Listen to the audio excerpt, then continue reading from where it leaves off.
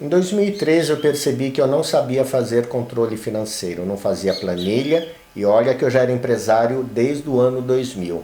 Então o que acontecia? Pegava conta jurídica, conta pessoa física, misturava tudo, pagava contas da escola dos meus filhos com o dinheiro da empresa, pagava compras de supermercado, aí tinha que pagar salários, enfim, foi uma confusão até que em algum momento isso começou a dar ruim.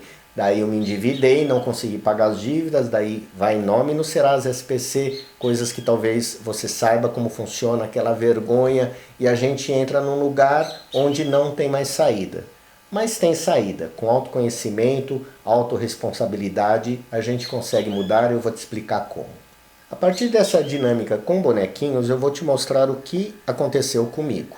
Lógico que uma constelação não é assim, porque é o próprio cliente, se você for constelar, é você que vai sentir o que cada personagem, o que cada campo está dizendo para você, e através da sua sensação física, emocional, sua intuição, sua imagem interna, você vai trazer conteúdos do seu passado, tanto coisas da sua infância, como coisas às vezes que têm a ver com seu pai, com sua mãe, com a sua história familiar. Mas aqui eu vou explicar de uma forma mais racional.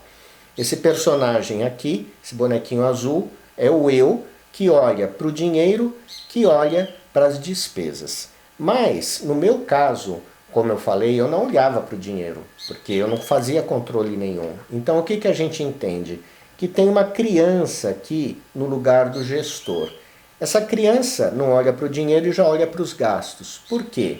Bem, no meu caso, eu tive uma infância com muita dificuldade financeira, uma infância onde eu tinha que ir para a escola com roupas que eu não gostava, as pessoas viajavam, eu não podia ir, aí eles voltavam contando aquelas histórias legais, né, de colegas da viagem, e eu ficava com vergonha, com ciúme, com inveja, com raiva.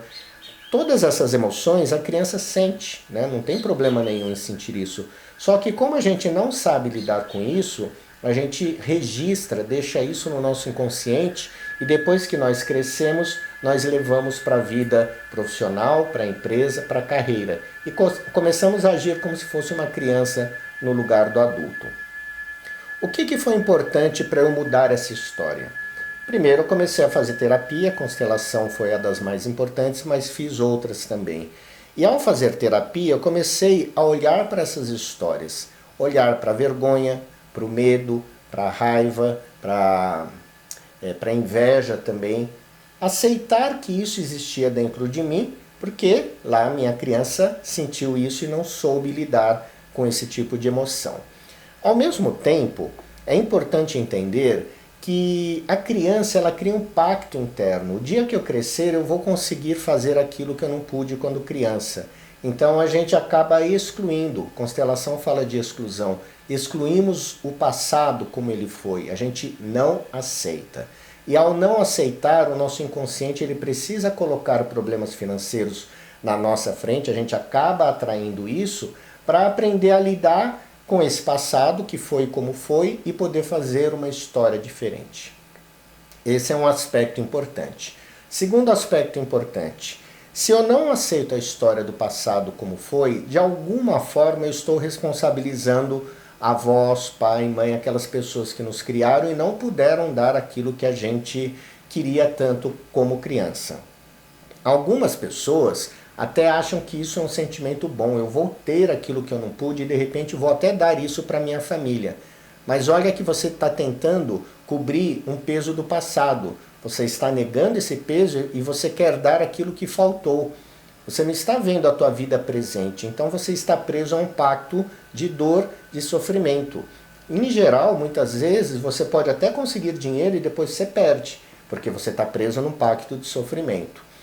Um detalhe importante é, quando a gente olha para os pais ou para os avós, aquelas pessoas que nos criaram, também a gente precisa entender que eles não conseguiram dar mais porque era a vida deles, eles não tiveram condições, capacidade, inteligência financeira, enfim, não importa.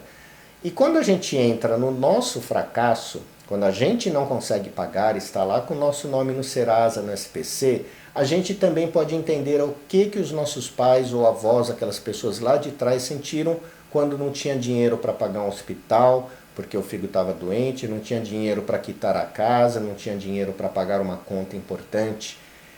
É duro, né? A gente sente essa vergonha, a gente sente essa tristeza, mas a partir daí a gente se conecta com aquilo que eles viveram e podemos só nesse momento dizer, agora eu vou fazer diferente.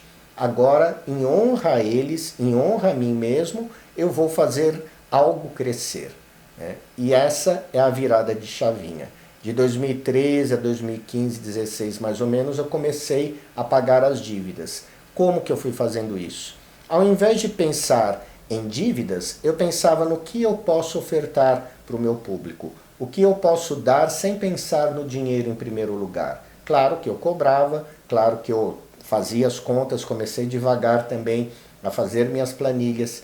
E olha que hoje é muito mais fácil a gente fazer planilhas porque tem aplicativos maravilhosos que já se conectam com a sua conta do banco, já registra tudo automaticamente. Antigamente era tudo manual, né? Então você tem pouco trabalho para poder organizar suas contas. Você vai passar uma fase onde você vai ver que o vermelho está maior do que o azul. Então é um momento que a gente vai ter que entender. Isso vai ser necessário olhar até que a gente vai diminuir as despesas, a gente vai poder fazer movimentos para ter mais ganhos e você nem vai perceber. A vida em algum momento começa a te dar mais daquilo, quando você está nesse movimento, ela te dá mais do que você está gastando. E de repente você já está economizando. Até um fato curioso quando eu comecei a economizar para pagar as dívidas, eu aprendi a economizar, coisa que eu também não sabia fazer. E depois que as dívidas foram pagas, eu já sabia economizar. E aí eu comecei a fazer um patrimônio. Olha como é interessante o aprendizado. Você pega uma dor de escassez, você aprende, você fica humilde, você entende que você não vai fazer melhor que seus pais, você entende a dor que eles viveram, e aí só nesse momento você fala, agora eu posso seguir o meu caminho. Os meus pais fizeram o caminho deles e eu faço o meu. Percebe que não tem nem culpa, nem raiva, nem dó, simplesmente eu aceito o que foi e faço o meu caminho. Esse é um movimento que a constelação sempre nos ensina. E eu posso dizer que funciona porque funcionou comigo, e eu vejo muitos clientes, às vezes clientes com um padrão de vida muito bom, gastos, né, em escolas caras, morando em lugares muito bons, com carros muito bonitos, mas eles também estão nesse padrão da escassez, gastando mais do que entra. Então a questão não é pobreza, a questão é o padrão. Para olhar para o padrão, a gente tem que olhar para a vergonha, para a culpa, para a raiva, para o medo, para a inveja, olhar para a história do passado que a gente está preso, identificado com escassez, olhar para uma parte de nós que talvez culpe pai, mãe, família pelos problemas do passado e queira fazer melhor. A gente não vai fazer melhor, a gente vai fazer o nosso melhor, o nosso caminho, olhando para frente e não para trás. Se esse vídeo serviu para você entender um pouquinho o teu padrão, te esclareceu algo, então deixa um like pra gente, se inscreva no canal. Na quinta-feira que vem tem vídeo novo. Se você é um terapeuta e quer aprender a trabalhar com constelação, seja para família, carreira, negócios, então você pode ir no meu site, o link está aqui embaixo, você vai ver alguns cursos, algumas possibilidades de aprender sobre constelação. Até breve.